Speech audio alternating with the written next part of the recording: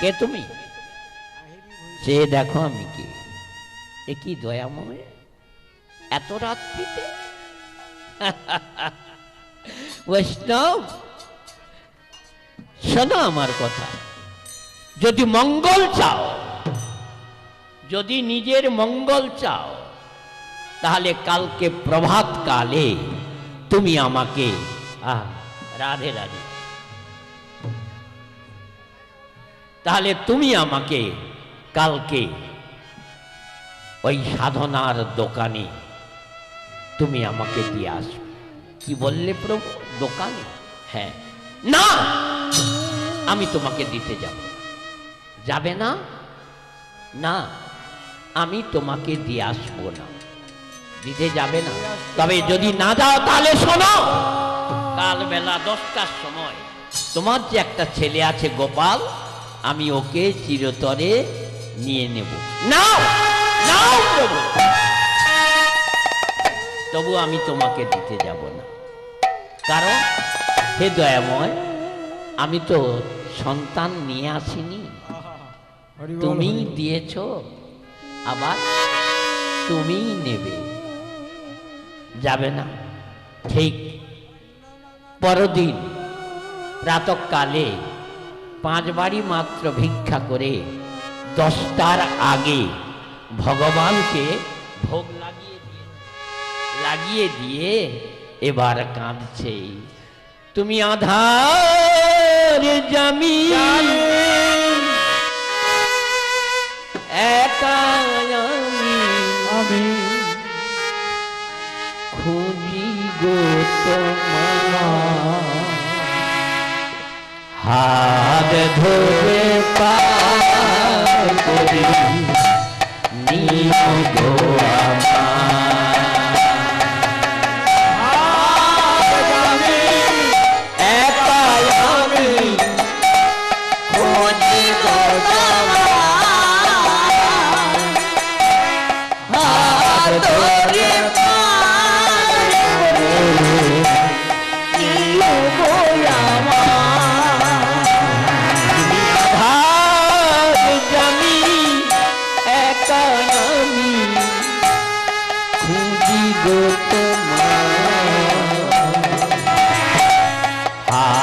ধরে পার করে নিও গো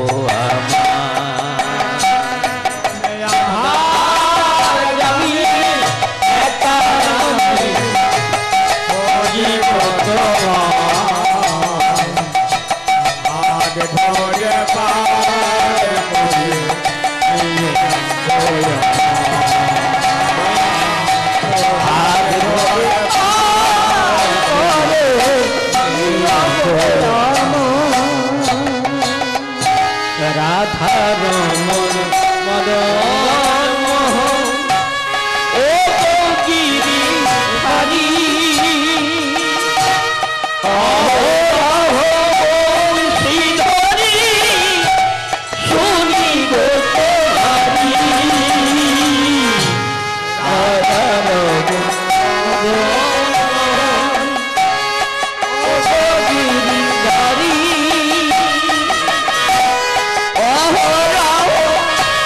শ্রীধরি শুনি গো তোমারি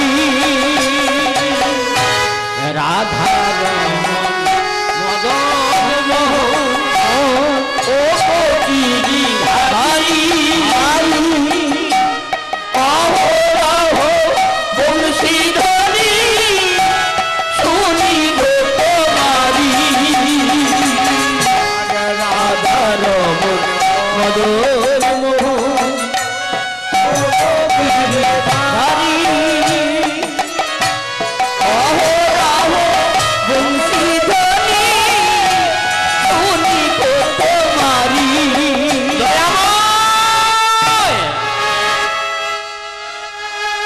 সমবেত শত্রুমণ্ডলী,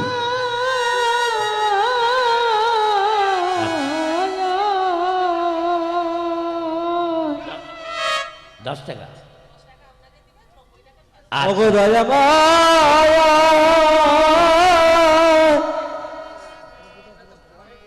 সমবেত শত্রুমণ্ডলী, ভগবানকে যে ডাকে, ভগবানের একান্ত ভক্ত হলে ভগবান তাকে কত মেজে কষে পরীক্ষা করে নেয়। যে আমার করে আস, করি তার সর্বনাশ, তবু যদি না ছাড়ে পাস, ভগবান বললেন সেদিন হয়ে যাব আমি তার দাসের দাস। বৈষ্ণব, আমি দেখব কাল সকাল 10টায় আমি তোমার একটা ছেলে ওই গোপালকে নেব।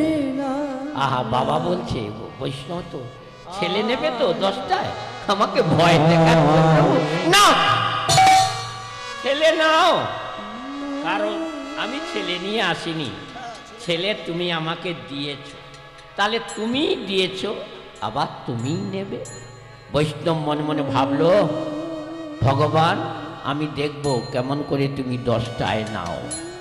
এমনি সকাল ভোরবেলা উঠে মাত্র 5 বাড়ি ভিক্ষা করে এনে গোপালের মাকে বলছে, গোপালের মা তাড়াতাড়ি রান্না করো তো। কেন? আমি ভগবানের ভোগ দিয়ে দেবো। নাহলে আচ্ছা তোমার কি মাথার ভীমরুটি উঠেছে? এত সকালে করো না। স্বামীর কথা শুনে আর মাকে বললেন না, বৈষ্ণবীকে বলে না যে বেলা 10টায় আমার ছেলেকে চিরতরে নিয়ে নেবে। কেন? বাবা সইতে পারে, কিন্তু মা তো পুত্র বিয়োগ সইতে পারে না, পাগল হয়ে যাবে।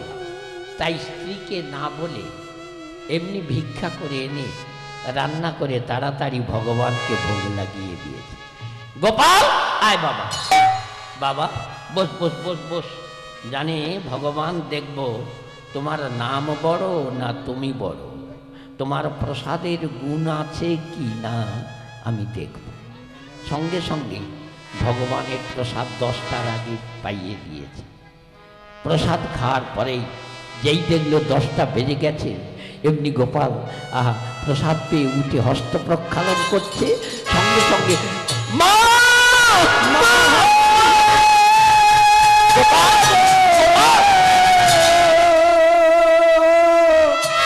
মা পুত্রের উপর ঝাঁপিয়ে পড়ল। কাঁদতে কাঁদতে দেখল যে গোপাল চিরতরে চলে গিয়েছে। গোপাল, এটা তুমি কি করলে দয়াময়? কিন্তু পরের দিন আমি দিয়ে আসবো না, দেখবো ভগবান তোমার খেলা কত দূর। পুত্র সন্তান সদ্গতি করে ফিরে এসে আবার ভগবানের সেবা করলে। সেবা করে সন্ধ্যার সময় আবার ভোগ লাগিয়ে আরতি সেরে একা স্নান করেছে। ঠিক সেদিনও রাত্রি 12টার পর গিয়েছে ভগবান। বৈষ্ণব, কে? আবার কেন এসেছো প্রভু? আমার তো একটা ছেলে ছিল, তুমি তো তাকে চিরতরে নিয়ে নিয়েছো, এবার তুমি কি নেবে? সঙ্গে সঙ্গে বলছে, বৈষ্ণব আমি তোমার কাছে আর কিচ্ছু নেব না, তুমি আমার কথা রাখো। তুমি আমাকে কালকে প্রভাত কালে ওই সাধনার মাংসের দোকান। না না না,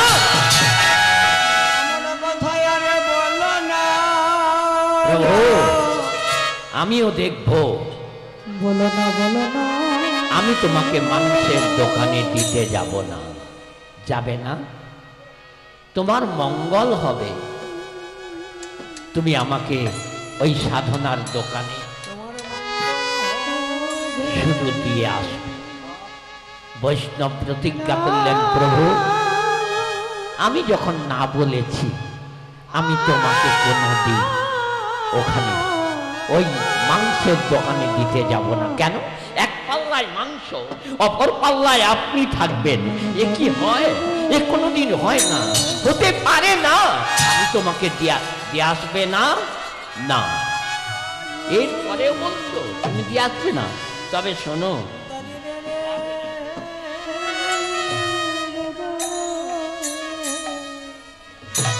যদি দিয়ে না আসো তাহলে মনে রেখো তোমার ছেলে নিয়েছি বেলা 10টায়, তাহলে কাল বেলা 11টায় ওর মাকেও নেবে। ও প্রভু, তুমি মাকে নেবেও, ছেলে নিলে আমার একটা মায়ামুক্ত হলো। প্রভু, ছেলেটা থাকলে যেখানেই থাকি না কেন একবার অন্তত বাড়ি আসতে হবে। তাই তো আমরা করি ছেলের মুখ দেখতে, যেখানে থাকুক না কেন অন্তত একবার সে বাবা বলে ডাকবে, মা বলে ডাকবে। এই মায়ায় তো আমরা পড়ে আছি না। দৈবের ঝেসা গুণময়ী মায়া মম মায়া দূরত্বয়া, এই মায়ার টানে পড়ে থাকি। তারপরে তুমি ছেলেকে নিলে, এবার বলছো কি যদি না দিয়ে আসি কাল বেলা 11টায় তুমি তার মাকে নেবে। ও প্রভু, তাহলে আমি তো একবারে মায়ামুক্ত হয়ে যাব। কেন? ছেলেও রইল না, যদি ওর মা চলে যায় আমি বরং একা হয়ে গিয়ে আহা আমি দিবারাত্রি কেবল তোমার নামই গুণকীর্তন গাইব। বউ থাকলে বরং হবে না, হবে কি একটা টান আছে দেখবেন, হরিনাম শুনতে আসবে, সে চাইছে যে বরুণদের বাড়ি একটু হরিনাম হবে, আমি যাব। বউ তখন জামাই ধরে, না কালকে কাজ আছে, তোমার যাওয়া চলবে না, রাত জাগা। দেখেছেন? এ ভীষণ মায়া বাবা। বৈষ্ণব বলছে, ঠাকুর কালকে যদি ওর মাকে নিয়ে নাও তাহলে তো আমি একবারে মায়া মুক্ত হয়ে যাব, আর আমার সংসার থাকবে না, আমি নিরজনে বসে একা গোবিন্দ ভজন করতে পারবো। দেখবো প্রভু। আহা, রাত্রিতে কথা হয়ে গেল, দিয়ে আসবে না। বৈষ্ণব যা সকাল হয়েছে এমনি গ্রামে বেরিয়ে পড়েছে পাড়ায়, মাত্র 5-7 বাড়ি ভিক্ষা করেছে। ভিক্ষা করে এনে রান্না করতে আরম্ভ করে, রান্না করে। আচ্ছা তোমার কি হয়েছে বলো? হ্যাঁ, এত সকালবেলা কেউ ভোগ দেয়? জানে 11টার আগে প্রসাদ পেতে হবে। সঙ্গে সঙ্গে ওমা 11টার আগে রান্না বান্না হয়ে যেতে ভগবানের ভোগ লাগিয়ে দিয়েছে। ভগবানও মনে মনে ভাবছে বেটা ছাড়বে না। কিন্তু আজকে শেষ খেলা নয়, এখনো একটা খেলা আছে। দেখা যাক বৈষ্ণব, তোমার ধৈর্যের পরীক্ষাটা আমি দেখব, কেমন কেমন তুমি বৈষ্ণব। ওমা যেই 11টা বেজে গেছে, যায় যায় ভোগ লাগিয়ে দিয়েছে। ভোগ লাগিয়ে দিয়ে বলছে, এসো গোপালের মা তুমি বসো তো। বলে আচ্ছা কেন? বসো তুমি বসো। বলে কি তোমাকে বলতে লজ্জা পেল না? নাহলে কেন? নাহলে আচ্ছা আমি কি আগে কোনো দিন প্রসাদ পেয়েছি? তুমি পাওয়ার পর, এটাই তো নিয়ম নীতি, এটাই তো নিয়ম নীতি। আগে সংসারের সবাই পেত জানতাম, শেষকালে মেয়ে মানুষটা প্রসাদ পেত। কোনোদিন ডাল আছে তো ভাত নেই, আর কোনোদিন ভাত আছে তো তরকারি নেই, তাতেই চলছে। এ বেদানি বউরা তা নয়, আগে রান্না করে 1 ডিশ ফেনে ভাতে খেয়ে নিবে। সে বেগুন ভাত ভাতেও চাইনি, ফ্যান দিয়া নুন দিয়া খেয়ে নিবে। এরা কি লক্ষ্মী? বলে বাবু যদি লক্ষ্মী না হবে তাহলে মাইকে যেদিন বউ এসেছিল, নূতন বউ যেদিন বাড়িতে আসে, মাই গালার একটা মাইকে বাজায়নি, এসো মা লক্ষ্মী বসো ঘরে, আমারই ঘরে থেকো আলো করে। বাবা, আমি এখন বলি এই তোরা ওই ক্যাসেটটা বাজাসনি, মাই গালাকে বলি কেন? এইটা বলবি, এসো মা লক্ষ্মী আমারও ঘরে, 3 দিন না যেতে যেতে আলাদা করে উনান করে, মানে ভিড় হবে। এই তো সব অবস্থা বাবা। তাহলে সতীপদ বাচ্চা আছে কি? দেখেন না, গোপালের মা বলছে, আচ্ছা স্বামী তোমার কি হয়েছে বলো তো? আমি কোনোদিন তো তোমার আগে আমি প্রসাদ পাই না। কেন? আহা, তুমি কি পদ্মাবতী জয়দেব পদ্মা পেয়েছো? হ্যাঁ, আহা ভগবান তোমার বেশ ধারণ করে প্রসাদ পেয়ে চলে গেল, তুমি কি তাই পেয়েছো? না, আমি তুমি শোনো, বসো। আহা, স্বামীর কথা শুনে যেই প্রসাদ পেতে বসেছে, যেই 11টা বেজেছে, সেই আসনে প্রসাদ পাওয়া শেষ, এমনি চিৎকার করে ডেকে উঠল, গোপাল গোপাল।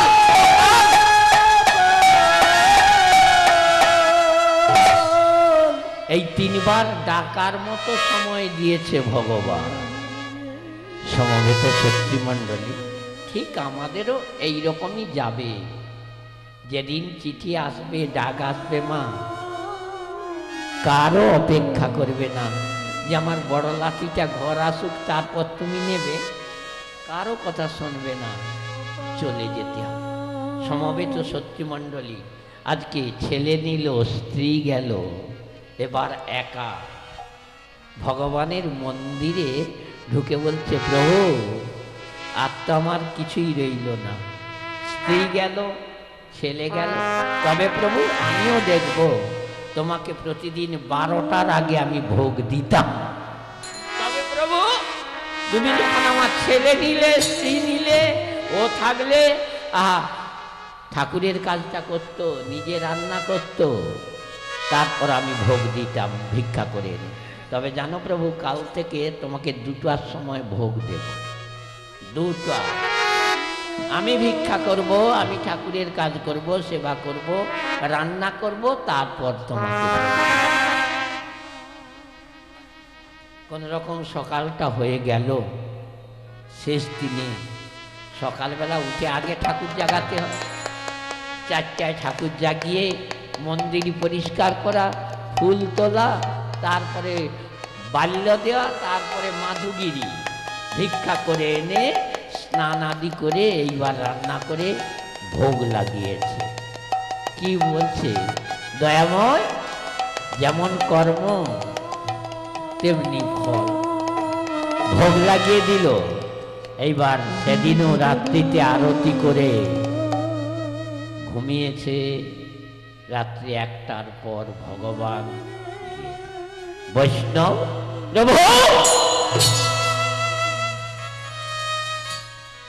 আবার এসেছে কেন? আর আমার কি আছে নেবে? একটা ছেলে ছিল, নিলে, তার মাকেও নিলে, আর কি নেবে? এখনো শোনো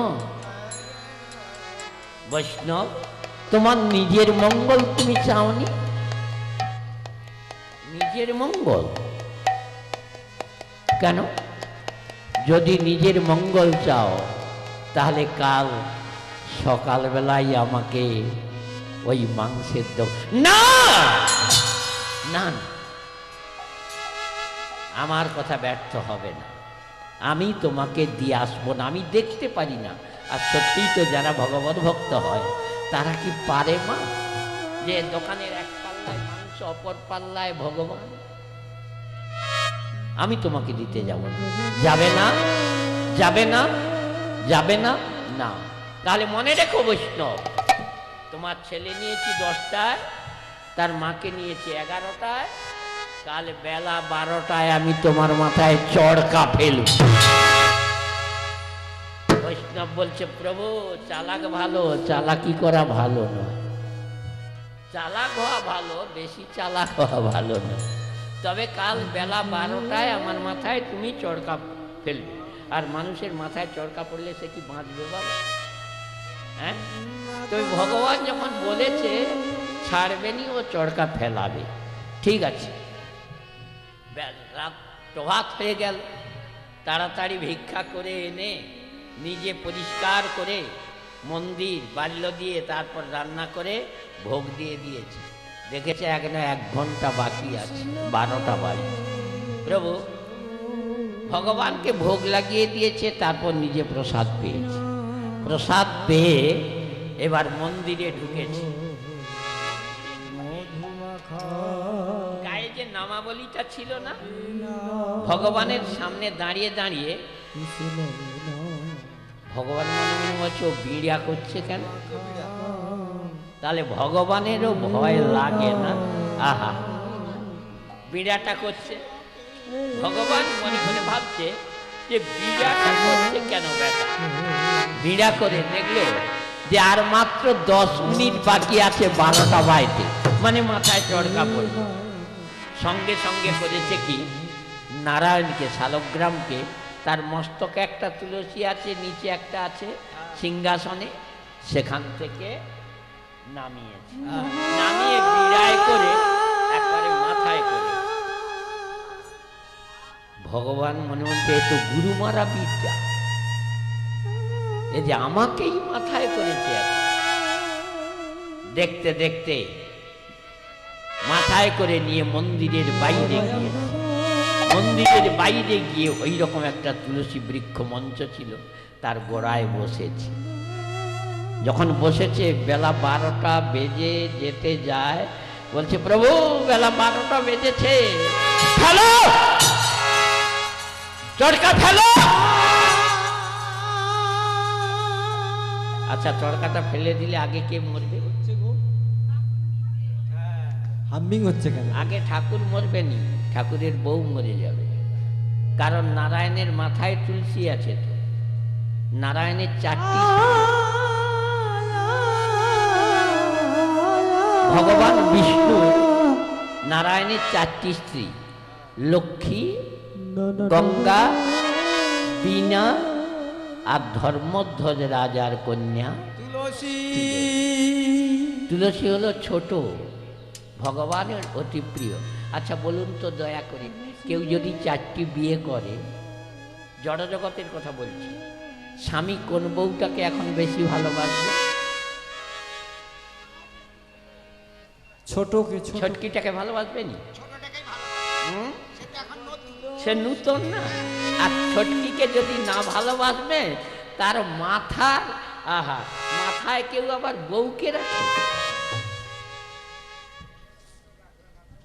দেখেন পাতা, তার গাছের পাতা তার মাথায়, হ্যাঁ, আবার ওর ডালে হয় কি, হ্যাঁ কণ্ঠের মালা, আবার গোড়ার দিকে ডালে হয় কি, জপের মালা। শুধু তাই নয় মা, মঞ্জরি লাগে ভোগে, ওর সব কিছু। এমনকি তুলসী মরিয়া গেলে যদি পড়ে থাকে মাটি, 33 কোটি দেব বলে আমি সেখানে দেই গড়ানো। মা তুলসীর এমন গুণ আছে যে বলে কথা নেই। দেখেন না, যেই 12টা বেজে গেছে, এবার বলছে প্রভু ফেলো চড়কা, ফেলো মাথা, ফেলো। ভগবান বলছে কি করে ফেলবো? দয়াময়, পরের ক্ষতি করলে নিজের ক্ষতিটা হবে। তুমি আমার বউকে নিয়েছো, এবার চড়কা ফেললে আগে তোমার বউটা মরবে, তারপর। ভগবান দেখলে কিন্তু সর্বনাশ, 12টা পার হয়ে গেল, কি হলো? চড়কা ফেলতে পারে না, তাহলে কে জয়ী হবে আজকে যুদ্ধে? ভগবান হারবে না ভক্ত হারবে? ভগবান কোনোদিন জিতেনি, পরাজয় স্বীকার করে। রাধারানীর সঙ্গে কৃষ্ণ বৃন্দাবনে 3বার পাশা খেলেছে, জানেন তো? এক দানও জিততে পারে। গোবিন্দ এক দানও জিততে পারে না, সব দানেই রাধারানী জিতে। আর ভক্তের কাছে ভগবান পরাজয় স্বীকার করে, হ্যাঁ তার বাক্য। কারণ ভগবানের থেকে ভগবানের নাম বড়, আবার ভগবানের নামের থেকে ভগবানের ভক্ত বড়। হরি বল, হরি বল। আর ভক্ত আছে বলে ভগবান আছেন। আর ভগবান যতবার নূতন করে অবতার হয়েছে জানো মা, এই ভারতবর্ষেই হয়েছে, অন্য কোথাও যায় না। কেন? গীতায় বলছেন যদা যদাহি ধর্মস্য গ্লানির ভবইতি ভারত। এই ভারতবর্ষে ভগবান আসেন। দেখুন উড়িষ্যায় যেখানে জগন্নাথ, বলরাম, সুভদ্রা, ভারতবর্ষে। ত্রেতায় রাম অযোধ্যায়, ভারতবর্ষে। দাপরে কৃষ্ণ বৃন্দাবনে, ভারতবর্ষে। তথা কলিকালের ভগবানের ভগবান পতিত পাবন গৌর হরি এই নবদ্বীপে, এই ভারতবর্ষে। তাই ভগবান যখন যখন যদা যদাহি যখন যখন আহা অধর্মের গ্লানি হয়, ভগবান তখন তখন আসিয়া উপস্থিত হই এই ভারতবর্ষে। এই ভারতের এই ভারতবর্ষেই আছে কেবলমাত্র ভক্ত। দেখুন সেই ভক্তকে রক্ষা করার জন্য আজকে ভগবান আর চরকাপ না ফেলে শঙ্খচক্র গদা পদ্মধারী রূপ ধারণ করে সামনে বৈষ্ণব। ও দয়াময়, তুমি এসেছো? শোনো বৈষ্ণব, আজ আমি স্বীকার করছি তোমার কাছে আমি পরাজয়, আমি স্বীকার করছি। বলো বৈষ্ণব, তুমি কি চাও? বৈষ্ণব বলছে আমি অন্য কিছু চাই না। আমি কি চাই জানো? ভগবান বলছে এক কাজ করো বৈষ্ণব, তোমার কাছে আমি স্বীকার করছি, তুমি আমাকে শুধু কাল প্রভাতকালে ওই গুজরাট বাজারে মাংসের দোকানে তুমি আমাকে দিয়ে আসবে। এইবার বৈষ্ণব বলছে দয়াময়, আমাকে বলতে হবে, আমি এত ভোগ দিলাম, এত নিত্য পাঠ করলাম, এত ভজন করলাম, তা সত্ত্বেও তুমি একটা মাংসের দোকানে থাকতে চাও কেন? যদি বলতে পারো তাহলে আমি তোমাকে কালকেই দিয়ে আসবো। শুনবে? শুনবে বৈষ্ণব? সে মাংস বিক্রি করে, বাঁ হাতে পয়সা নেয়, ডান হাতে খরিদ্দারকে মালও দেয়, আর জিহাতে এমন কৃষ্ণ নাম শিখেছে, আমি তার কৃষ্ণ নাম শুনে তার কাছে চিরতরে বাঁধা হয়ে গেছি। আর যখন রাত্রিতে সে কাঁদে কি বলে জানো? কৃষ্ণ কেশব কৃষ্ণ কেশব এই সুধা মাখা হরি নাম, কৃষ্ণ নাম মধু মাখা হরি কৃষ্ণ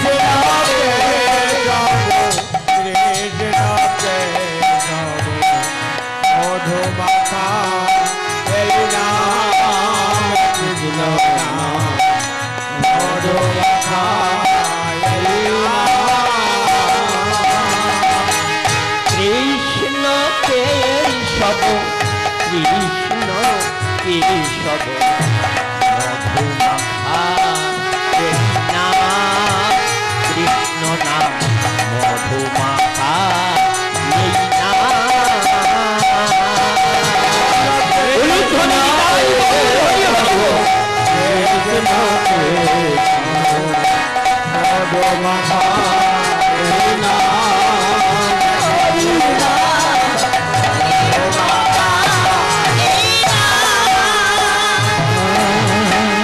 জপরে জপরে জপরে রসনা, জপরে জপরে অবিনা, জপরে জপরে জপরে রসনা,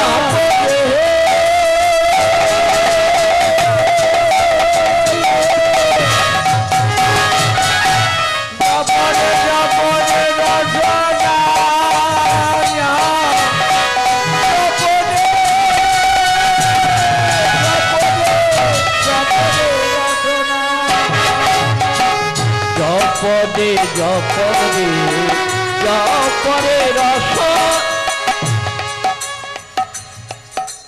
মা রসনা কাকে বলে বলুন? রসনা কাকে বলে? জপরে জপরে জপরে রসনা। তাহলে রসনা কাকে বললে বোঝা গেল? হ্যাঁ, কথার দ্বারায় গানের দ্বারায় জেনে নিতে হবে, নালে সারা রাত্রেই জাগার খাবাসা। এদের প্রসাদ পাইয়েছে তো? তাহলে খাওয়া আর জাগা সারবে। রসনা কাকে বলে?